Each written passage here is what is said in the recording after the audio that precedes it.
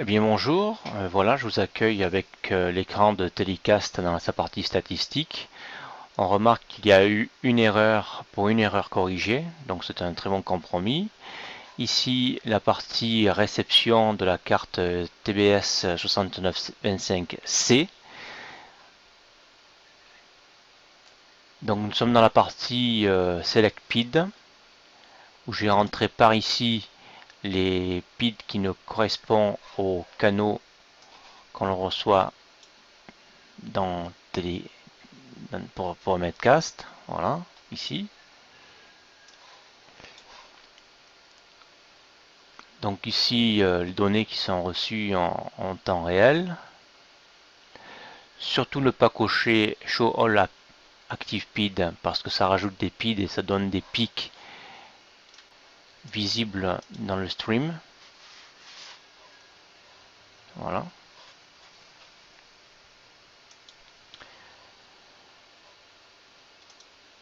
Ici la partie tuner, eh bien c'est très simple, on commence par là et on choisit simplement le satellite.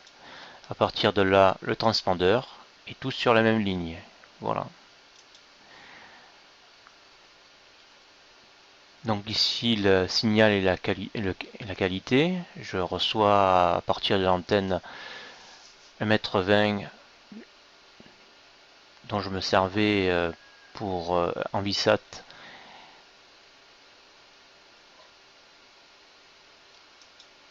Donc très simple à configurer, beaucoup plus simple que la carte Technisat.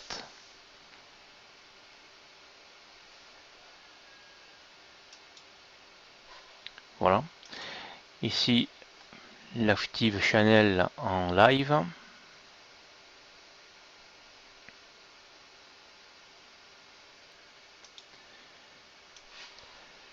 Ici ma configuration du canal du fichier ini receive ini.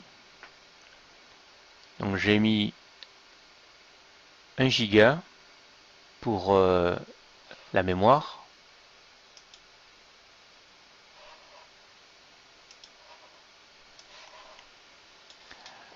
Voilà donc par où ça arrive. Il y a un disque dur dédié à la réception des données par le logiciel Telecast. Ce sont les canaux constitués.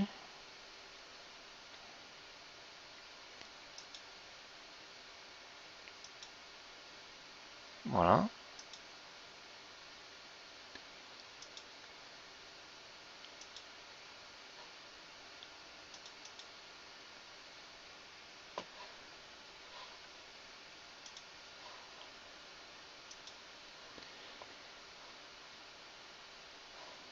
Ici le RAM disk donc. Le logiciel utilisé est là pour le test, c'est celui-ci.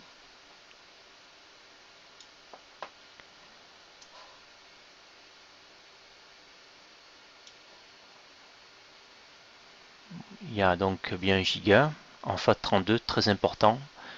Ne pas partitionner en NTFS parce que sinon ça risque d'étrangler les données.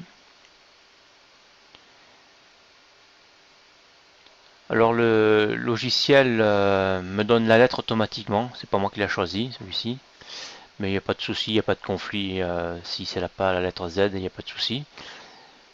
Sinon il y a possibilité d'utiliser un autre logiciel qui est aussi pas mal, qui est en français et en 64 bits. Voilà, il suffit de cliquer là-dessus, de choisir la lettre, de choisir FAT32 et non pas NTFS, d'ajouter le temp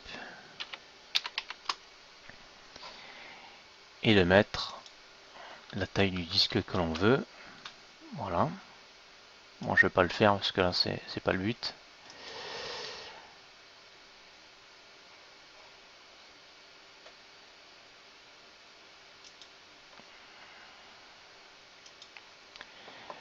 Voici les logiciels donc de traitement. Donc ici méthode A et là méthode B. Comme on peut le voir là sur les orbites, il n'y a pas de segment manquant. Voilà. Je vais ouvrir celui-ci dans sa partie assemblée. Et comme on peut le voir, il n'y a pas de segment manquant. Voilà. Aucun.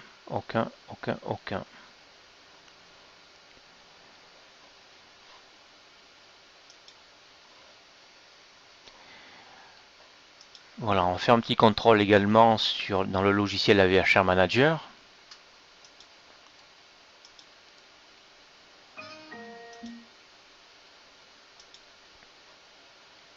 Donc là, nous sommes le 12 janvier. Je vais commencer par le haut. Bon, s'il y a des petits segments manquants, c'est normal. C'est dû aux stations de réception professionnelles et non un problème personnel de réception. Hein. Voilà, ici c'est le cas, mais ça arrive également avec euh, la carte SkyStar, ça arrive aussi. C'est dû à ces stations-là de réception. Voilà, les stations de réception. Alors, sur laquelle on a réceptionné, eh bien, il y a ce problème de segment manquant.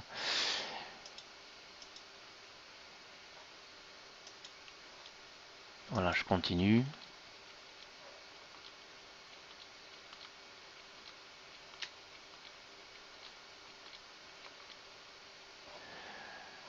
Voilà.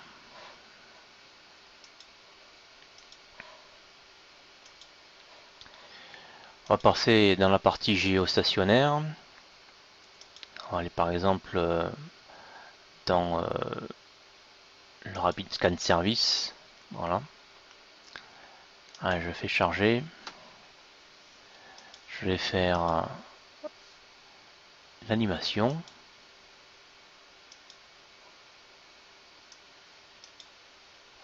« 574 images vont être chargées dans un temps record.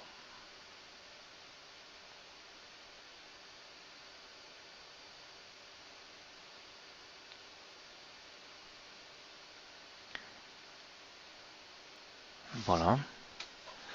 Donc je vais agrandir.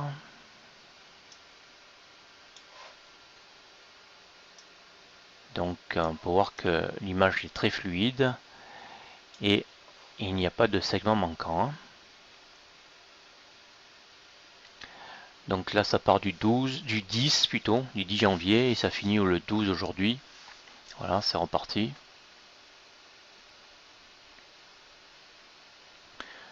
À 25 millisecondes. On est sur le radiomètre 9 en infrarouge.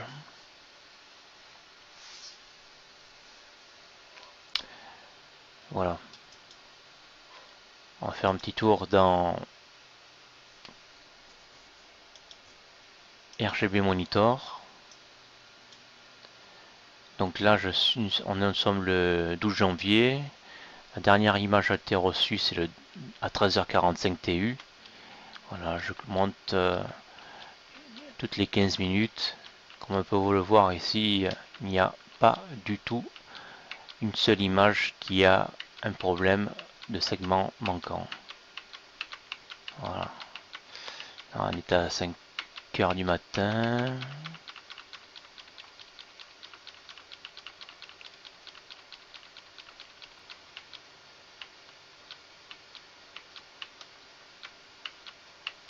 Voilà, rien de coupé, c'est très net, c'est propre, pas de problème. Voilà, donc comme vous le constatez, ça fonctionne très très bien. En tous les cas, avec l'actuel DVB-S, on verra bien en juillet et août là, aux premières réceptions en DVB-S2 VCM, ce que ça donnera. Mais en tous les cas, pour l'instant, c'est parfait. Je vais faire un petit contrôle dans le logiciel Modis L1 Reader. Voilà. Voilà, donc là nous sommes dans la partie Aqua. tout ce qui vient d'apparaître là. Déjà on peut remarquer qu'il n'y a aucune partie manquante. Ça c'est la nuit. Maintenant je vais passer aux images reçues de jour. Voilà, tout n'est pas encore été reçu hein, vu l'heure. Donc là c'est pas Terra, même chose, aucun segment manquant. C'est la partie nuit. Et la partie jour. Voilà.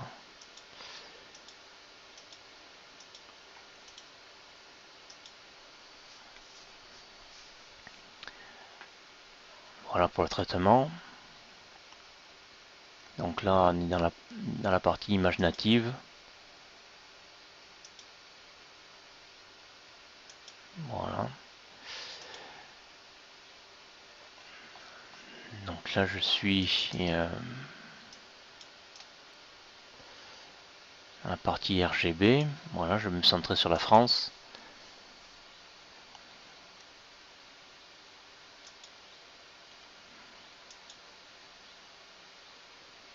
Voilà.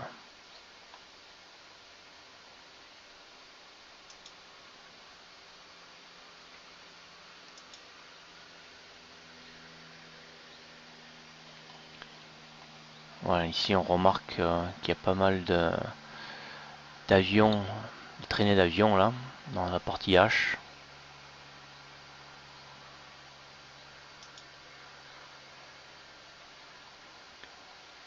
Voilà, donc aucun problème. Toutes les données sont reçues pour chaque logiciel.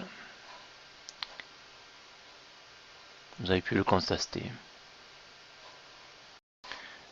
Donc la carte TBS 6925C correspond au réseau local 2.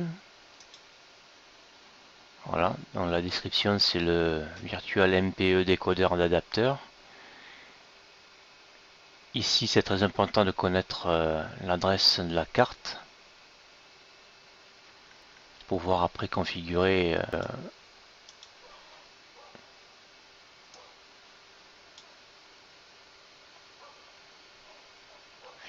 receive.ini.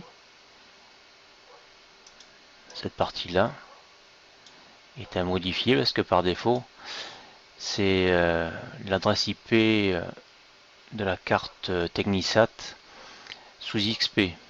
Voilà, donc il y a eu du chemin depuis. Donc c'est impératif de connaître l'adresse IP